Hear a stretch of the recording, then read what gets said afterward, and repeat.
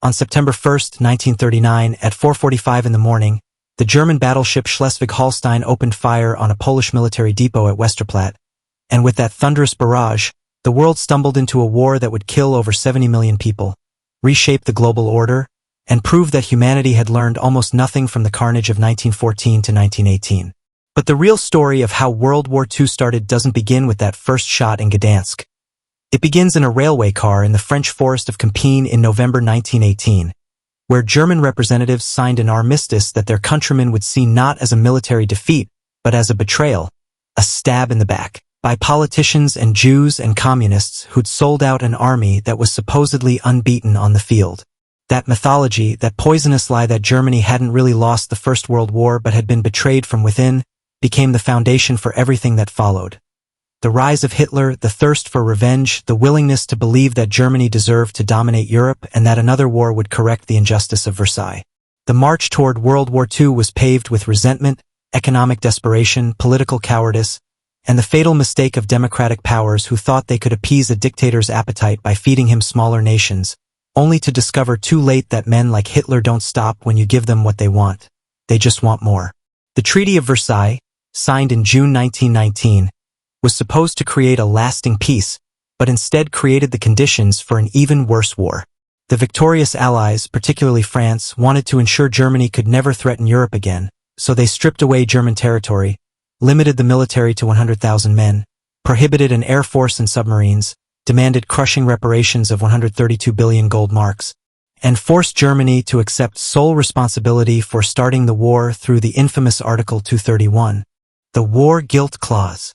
To Germans across the political spectrum, from communists to conservatives, this felt like humiliation rather than justice. They'd lost 2 million men in the war, their economy was shattered, their monarchy was gone, and now they were being told they had to pay for the entire war while being treated as pariahs. The Weimar Republic, Germany's first attempt at democracy, was born into this poisoned atmosphere, forever associated in many Germans' minds with defeat and degradation. When the economy collapsed into hyperinflation in 1923, when people needed wheelbarrows of worthless paper marks to buy bread, it seemed to confirm that democracy was weak, that the old order of Kaiser and empire had been better, that Germany needed strength rather than parliamentary debate. Into this cauldron of resentment stepped Adolf Hitler, an Austrian-born veteran who'd spent the war as a corporal on the Western Front and emerged from it convinced that Germany's defeat was a cosmic injustice that he personally was destined to avenge. Hitler was a mediocre student, a failed artist, a man with no particular skills except an uncanny ability to articulate the rage and humiliation that millions of Germans felt. He joined a tiny political party that became the National Socialist German Workers' Party, the Nazis, and discovered he had a gift for public speaking, for channeling collective anger into political movement. His message was simple and appealing. Germany had been betrayed by Jews and communists and weak politicians. The Treaty of Versailles was a crime that must be overturned. Germans were a master race destined to rule, and only a strong leader, a Führer, could restore national greatness. This wasn't sophisticated political philosophy. It was barely coherent ideology mixed with conspiracy theories and racial pseudoscience, but it resonated because it gave people someone to blame and something to hope for. The Nazis remained a fringe movement until the Great Depression hit in 1929, turning economic distress into catastrophe. By 1932, Germany had 6 million unemployed, the middle class had seen their savings wiped out twice in a decade, and the Weimar government seemed helpless to fix anything. In this crisis, millions of Germans decided that democracy had failed and turned to extremes. Some to the communists, but more to the Nazis, who promised order, jobs, national renewal, and revenge against those who'd humiliated Germany. In January 1933, through a combination of electoral success and backroom dealing with conservative politicians who thought they could control him, Hitler became Chancellor of Germany. Within months, he destroyed German democracy, banned opposition parties, arrested enemies, and begun transforming Germany into a totalitarian state devoted to rearmament and expansion. The Western democracies, Britain and France, exhausted from the Great War and struggling with their own economic problems, watched Hitler's rise with unease but did nothing effective to stop him. When Hitler began rearming Germany in violation of Versailles, they protested but didn't act. When he remilitarized the Rhineland in 1936, sending troops into German territory that was supposed to remain demilitarized, France could have easily stopped him. Hitler's military was still weak, and he'd ordered his forces to retreat if met with resistance. But France wouldn't act without Britain, and Britain wouldn't act at all, preferring to hope that giving Hitler what he claimed to want would satisfy him. This was the beginning of appeasement, the policy that would define the 1930s and make war inevitable. Hitler's territorial ambitions were never secret. He'd laid them out in Mein Kampf, his rambling manifesto written in prison after a failed coup attempt in 1923. He wanted to unite all German-speaking peoples into a greater Germany. He wanted Lebensraum, living space, for Germans in Eastern Europe, and he wanted to destroy what he saw as the twin evils of communism and Judaism. But Western leaders either hadn't read Mein Kampf or convinced themselves he didn't really mean it, that these were just the ravings of a politician who would moderate once in power. They were catastrophically wrong. In March 1938, Hitler annexed Austria in the Anschluss, claiming he was merely uniting German peoples. The Western powers protested but recognized the fait accompli. Emboldened, Hitler next targeted Czechoslovakia, specifically the Sudetenland region where 3 million ethnic Germans lived. He claimed these Germans were oppressed and must be liberated, though in reality Czechoslovakia was a functioning democracy treating its minorities better than most European countries. Britain and France could have stood with Czechoslovakia, which had a modern army and strong fortifications, but instead they invited Hitler to Munich in September 1938 to negotiate. There, British Prime Minister Neville Chamberlain and French Premier Édouard Daladier agreed to let Hitler take the Sudetenland in exchange for his promise that this was his last territorial demand. Chamberlain flew home waving the Munich Agreement and declaring he'd achieved peace for our time. The Czechs, who weren't even invited to the conference deciding their fate, were betrayed and dismembered.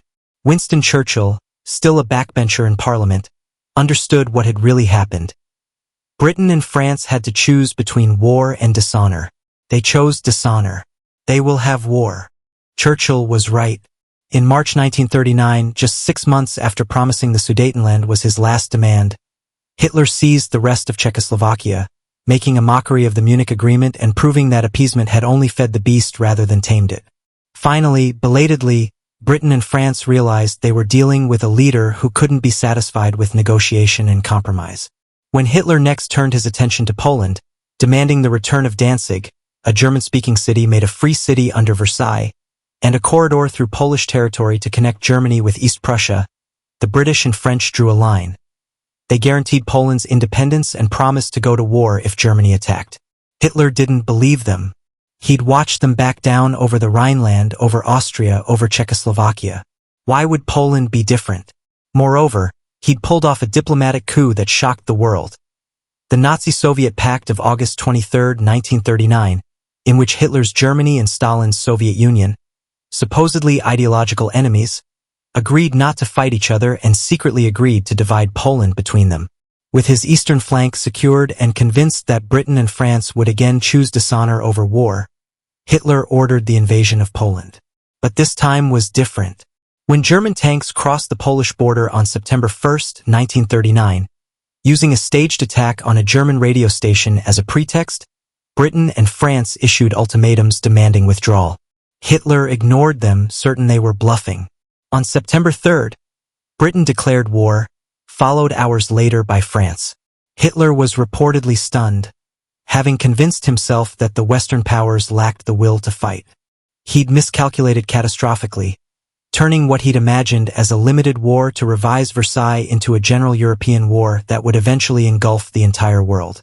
The invasion of Poland was a demonstration of Germany's new way of war. Blitzkrieg, lightning war, combining tanks, aircraft, and motorized infantry in rapid, coordinated attacks that smashed through Polish defenses. The Poles fought bravely but were outmatched and outnumbered, facing Germans from the west and, after September 17th, Soviets from the east as Stalin claimed his share of the spoils.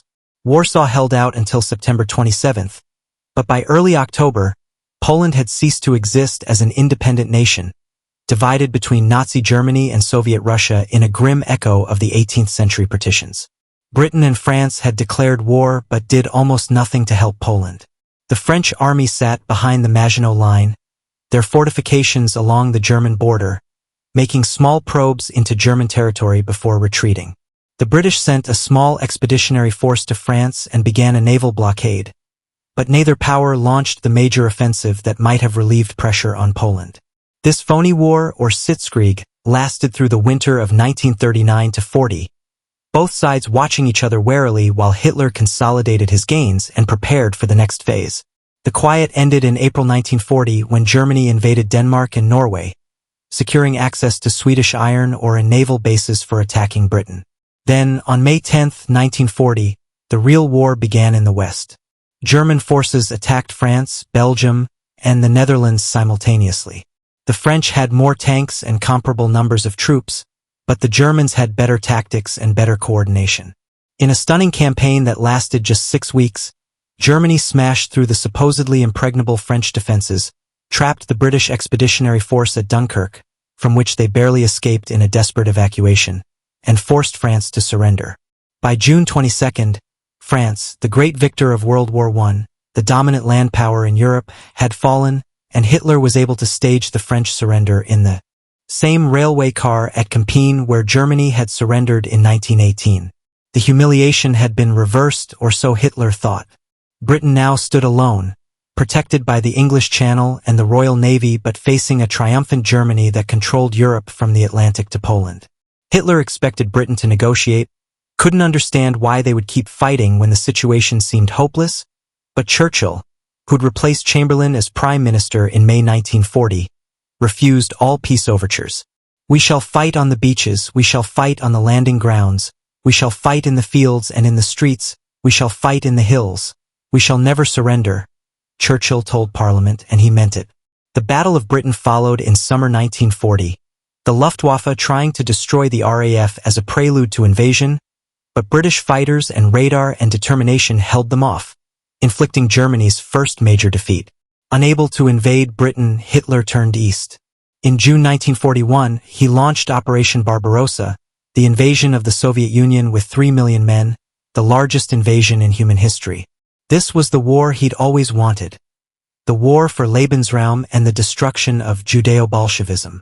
Stalin, despite numerous warnings, was caught by surprise, and the Soviet Union suffered catastrophic losses in the first months. But Russia had depth, resources, and a willingness to accept casualties that no Western nation could match. The Wehrmacht drove deep into Soviet territory but never achieved the knockout blow Hitler expected. The war became truly global in December 1941 when Japan, pursuing its own imperial ambitions in Asia, attacked the American naval base at Pearl Harbor. Hitler, in one of his most bizarre decisions, declared war on the United States, bringing into the conflict a nation with enormous industrial capacity and no direct quarrel with Germany. With America, Britain, and the Soviet Union now allied against Germany, Japan, and Italy, the war had become a genuinely global struggle between the Axis and the Allies, a total war that would rage for 4 more years and reshape the entire world order. But the seeds of this catastrophe were planted decades earlier, in the punitive Peace of Versailles, in the economic chaos of the interwar years, in the willingness of democracies to appease dictators, and in the collective failure to understand that some leaders can't be appeased because their ambitions are unlimited. World War II started because the First World War never really ended. It just paused for 20 years while resentments festered and demagogues rose, and the institutions meant to prevent another catastrophe proved too weak or too cowardly to act. It started because millions of people, desperate and angry and looking for someone to blame, followed a fanatic who promised to restore their pride and make their nation great again, without asking what price that greatness would cost. It started because Britain and France chose peace at any price until the price became war anyway, only worse. And it started because the world failed to learn the lesson that should have been obvious from 1914 to 1918. That modern industrial warfare is so destructive, so all-consuming, that preventing it must always take priority over any other political consideration, and that failing to stand up to aggression early only ensures you'll have to stand up to it later under worse circumstances, with higher costs, and with more death. The war that began when German shells fell on Westerplatte that September morning in 1939 would end 6 years later with Berlin in ruins, Hitler dead by suicide in his bunker, 2 atomic bombs dropped on Japan, and a death toll so staggering that historians still argue about the exact number.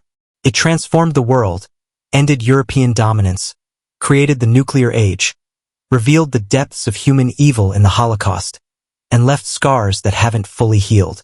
And it all taught that peace is fragile, that evil is real, that some fights can't be avoided, and that the price of appeasing aggression is always higher than the price of stopping it. A lesson humanity keeps forgetting and keeps relearning at terrible cost.